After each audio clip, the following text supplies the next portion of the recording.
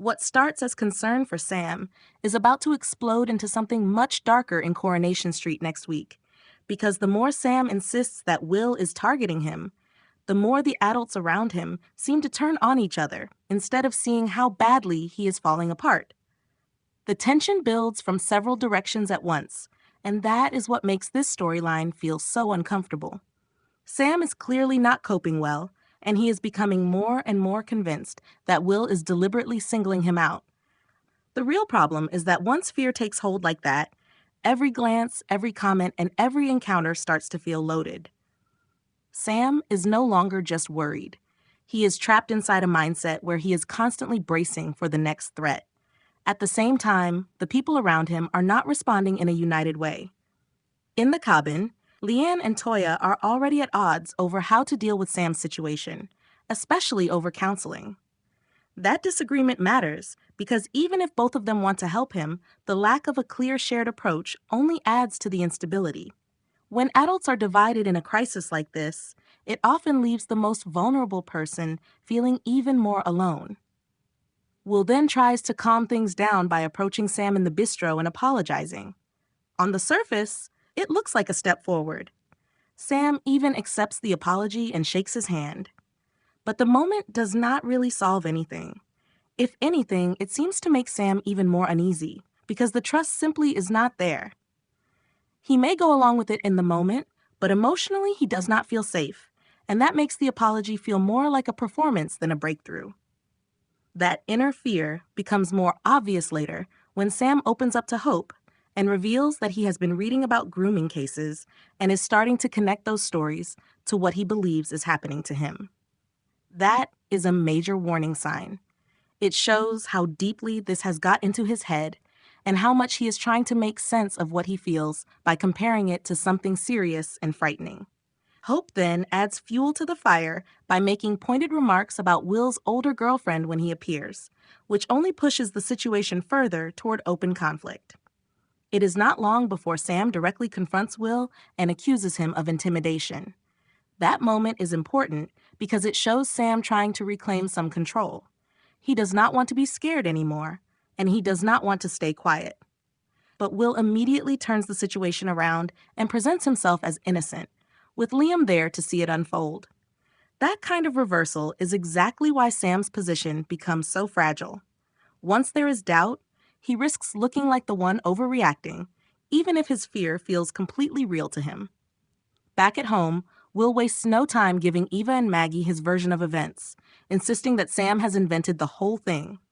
And that is enough to trigger a full family confrontation. Eva storms into the bistro and lashes out at Nick, Toyah, and Leanne, furious that Sam is being allowed to make what she sees as false accusations about Will. Leanne ends up directly in the line of fire, because while she is trying to stand by Sam, Eva is in full protective mode and refuses to believe there is any truth in what he is saying. That clash feels especially volatile because both sides are acting out of loyalty. Leanne is trying to protect a boy who is visibly struggling, while Eva is defending her own family from what she believes are damaging lies. That makes the confrontation messier, because it is no longer just about facts. It is about fear, pride, and the instinct to protect the people closest to you.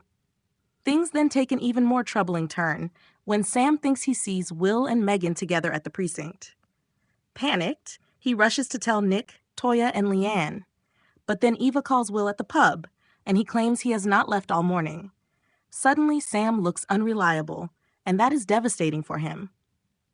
This may be the point where the storyline becomes most painful, because Sam is not just frightened anymore. He is also starting to lose credibility in the eyes of others, which is the worst possible thing for someone already battling anxiety and suspicion. Back at the salon flat, it all becomes too much, and Sam curls up on the sofa completely overwhelmed. That image says everything. He is not acting out for attention. He is emotionally exhausted, confused, and spiraling. Whether his fears are grounded in reality or being intensified by his own mental state, the distress itself is absolutely real. Nick then tries to lower the temperature by suggesting to Ben that Sam and Will spend time together, maybe over pizza, in the hope that they can become friends. Ben agrees, but Sam's discomfort is obvious. That idea feels less like a solution and more like a sign that the adults still do not fully understand how unsafe Sam feels. Pushing him into closer contact with the person he fears could easily make everything worse rather than better. And then comes the most disturbing moment of all. As Sam leaves the corner shop, he thinks he sees Will again and hears his voice calling him a loser and saying that nobody cares if he lives or dies. Whether Will is really there or not almost stops mattering in that instant because the scene shows just how severe Sam's distress has become.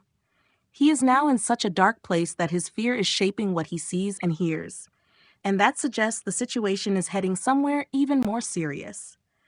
The real danger here is that the family conflict may keep overshadowing what is happening to Sam emotionally.